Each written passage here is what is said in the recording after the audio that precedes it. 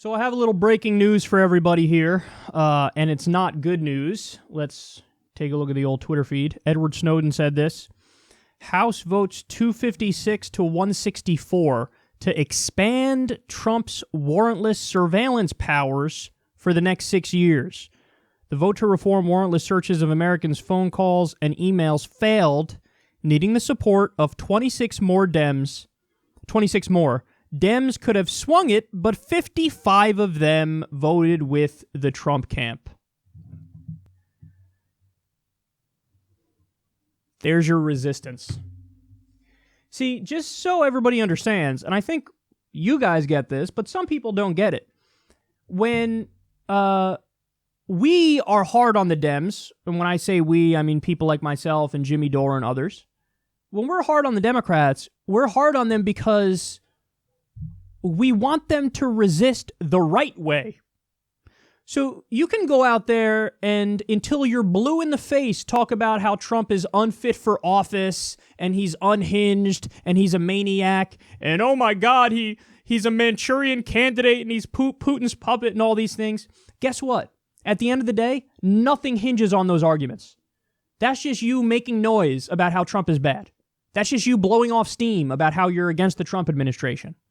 What really matters in terms of resistance is policy.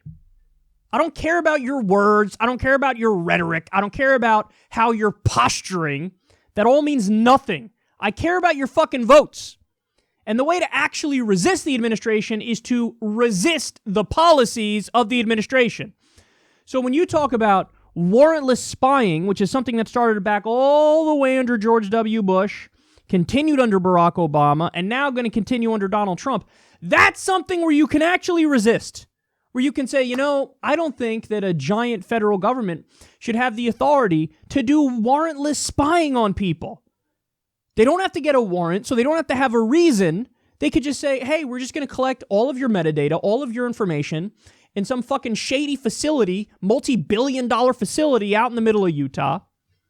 And you need to sit down and shut the fuck up about it. You have no recourse. We're just going to take all your information. Well, if you really were serious about, you know, being hashtag the resistance, thing number one you would fight is this. And any policy that the Trump administration happens to put forth, that's a disgusting, backwards policy. So 55 Democrats are like, yeah, go ahead, continue with the spying. Who said Fourth Amendment, Schmorth-Flenment, whatever. I don't care. You don't need a warrant to describe a particular person, place, or thing to be searched. We're for unreasonable search and seizure. We're against the Fourth Amendment. That's what the Democratic Party just said. That's what virtually the entire Republican Party just said. And remember, for all of their huffing and puffing about how Donald Trump is an unreasonable, crazy person, and oh my God, he's so unhinged. Well, they just gave a crazy person the ability to look at all your private information with no recourse. They want him to be able to do that. Isn't it amazing? The media said it was a big deal. Remember when Trump flipped out over, oh my God, the Obama administration was spying on me. By the way, questionable as to whether or not that's true. If it's true, it certainly wasn't Obama who was spying on Trump. It could have been people in the CIA, in the NSA, in the deep state who decided, hey, we're going to spy on Trump. But I wouldn't be surprised if the deep state spied on Trump. And I wouldn't be surprised if, honestly, they spy on every single presidential candidate. But that was like a big deal. Everybody's like, oh my God, they're spying on Trump. Oh, I can't believe, this is so crazy. How could they possibly do this?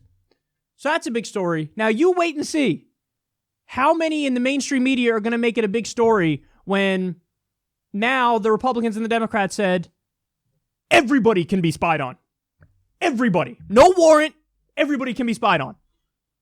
Guarantee you it doesn't make as many headlines as it did when it was Trump being spied on. Everybody's like, oh, Trump was spied on. Oh, scandal. But, everybody in the country is being spied on without a warrant? Yawn. Who cares? So look at that framing. The framing is if it's somebody who's part of the elite, who's a candidate for president, who like, oh man, look at this. This is like oppression of them, and that's unfair. But if it's millions of people, regular people across the country, they're like, yeah, you can get spied on. We don't give a fuck about you. We don't care about you. You have no rights. You have no Fourth Amendment rights. Constitution doesn't fucking apply to you. Fuck that. This news will go by with a whimper, you know? They will focus endlessly. They just did heaping praise on Trump over a bipartisan meeting he had on immigration, where he said, yeah, I don't know, you give me the wall and then we'll do a DREAM Act.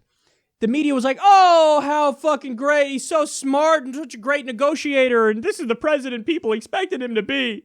President deal maker. That got a lot of coverage. They just decided right now the government can spy on you without a warrant. Democrats sided with the Trump administration. Let's see how big of a story this is. It fucking nothing. It dies with a whimper. In and out of the news cycle, maybe in one day, not even. Because they don't care about your rights. That's why scrolling through the Twitter feed, Edward Snowden reported on that. I didn't see much anywhere else. It was Snowden, because he actually cares about these issues. Jesus, man. Resistance. Resist! And by resist, we mean let's still be with pro-Wall Street policies. Let's be in favor of endless wars because we're bombing 8 different countries right now. Let's be in favor of endless, warrantless spying. Totally in favor of that. Resist, and by resist, I mean talk about how mean Trump is while agreeing with him on policies.